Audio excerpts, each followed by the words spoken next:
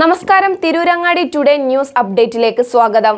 Amiya gold നിങ്ങളെ സ്വാഗതം ചെയ്യുന്നു. നിങ്ങളുടെ സ്വപ്ന വിവാഹത്തിന്റെ പുത്തൻ പങ്കാളി Amiya gold and diamond, bypass road, Chemmad. വാർത്തകൾ വിശദമായി.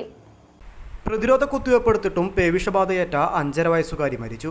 പേവിഷബാധയേറ്റ് ചികിത്സയിലായിരുന്ന പെരുവള്ളൂർ കാക്കത്തടം സ്വദേശി KC സൽമാനുൽ ഫാരിസിന്റെ മകൾ സിയ ഫാരിസാണ് മരിച്ചത്. കോഴിക്കോട് ഗവൺമെന്റ് മെഡിക്കൽ കോളേജ് ആശുപത്രിയിൽ തീവ്രപരിചരണ വിഭാഗത്തിൽ ചികിത്സയിലിരിക്കെ ഇന്നു പുലർച്ചെയാണ് മരിച്ചത്.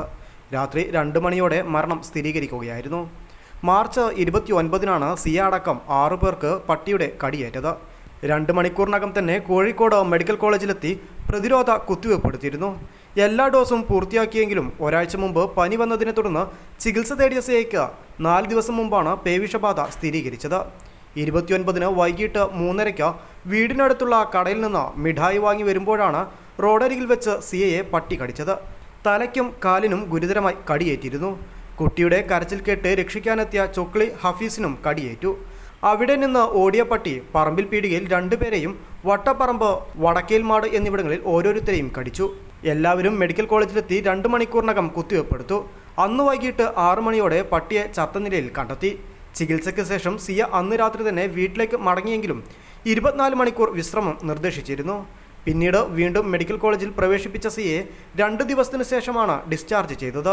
മുറിവെല്ലാം ഉണങ്ങി സാധാരണ നിലയിൽ എത്തിയെന്ന് കരുതിയിരിക്കവെയാണ് ഒരാഴ്ച മുമ്പ് പനി വന്നത്.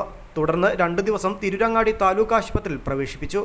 വീട്ടിലെത്തിയ ശേഷം വീണ്ടും പനി കൂടിയതിനെ തുടർന്ന് കോഴിക്കോട് മെഡിക്കൽ കോളേജ് ആശുപത്രിയിലെത്തിച്ചു. ഇവിടെ നിന്നും രക്തസാമ്പിൾ തിരുവനന്തപുരത്തേക്ക് പരിശോധനയ്ക്ക് അയച്ചപ്പോഴാണ് പേവിഷബാധ സ്ഥിരീകരിച്ചത്.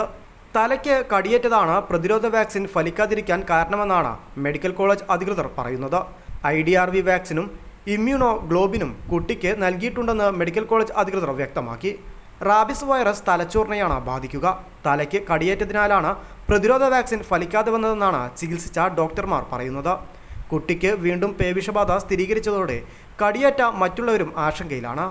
നായയുടെ കടിയേറ്റ മറ്റുള്ളവരുടെ രക്തസാമ്പിളുകൾ കൂടി ശേഖരിച്ച ആശങ്ക ഒഴിവാക്കണമെന്നാണ് നാട്ടുകാരുടെ ആവശ്യം. News bureau, Tirurangadi.